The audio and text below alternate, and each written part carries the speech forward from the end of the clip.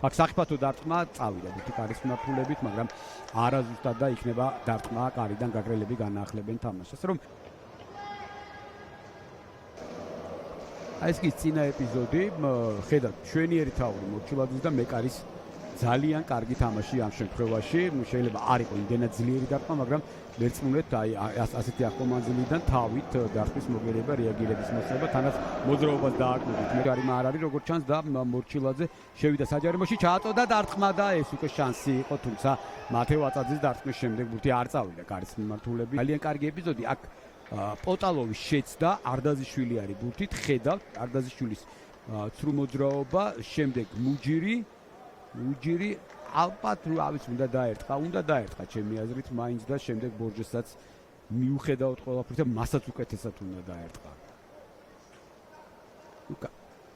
არდაზიშვილის ეს მომენტიც ბურთის გადმოტანა მარჯვენა ფეხზე ესეც ალბათ ბევრი იყო.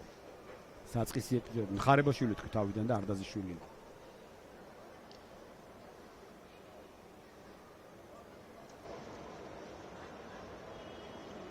ხედავთ, კარგი იყო აქ ძალიან დაარტყა და მცირე მანძილით ასთან.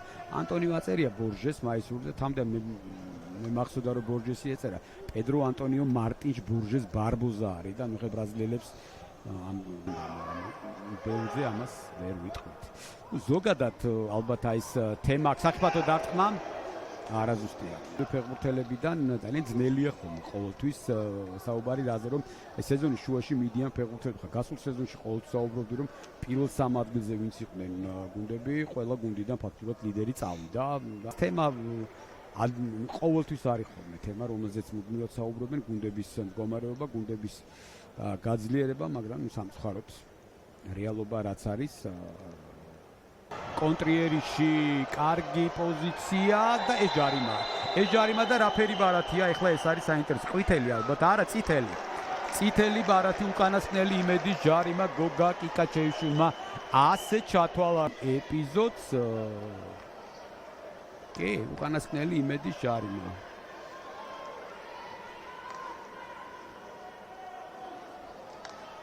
რა თქმა უნდა არის აქ ჯარიმა.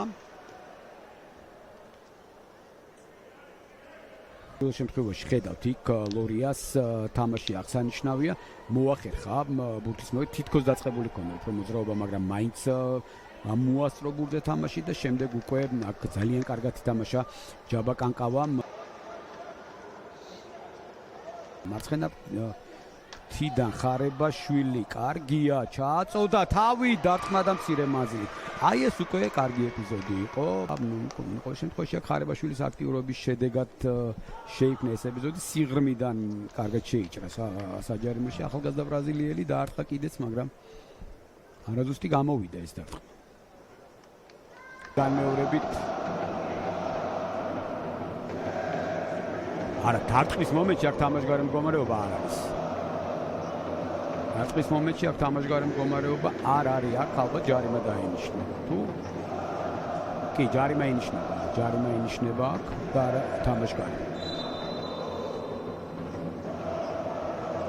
ყვითელი ბარათი შესაბამისად სწორედ ამის გამო იყო.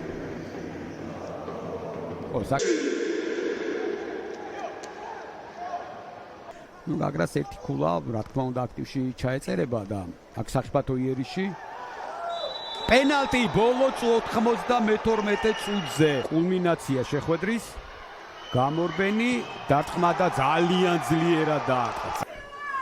არა ყველაფერი შეიძლება მოხდეს, რაც შეეხება გაგრას, გაგრამ ძალიან დიდი ნაბიჯი გადადგა კიდევ ერთი გამარჯვებისთვის. ეს ვანდერსონ სილვას მესამე გოლია მიმდინარე სეზონში.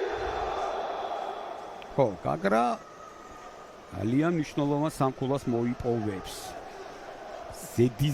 ზედიზედ მეოთხე გამარჯვება.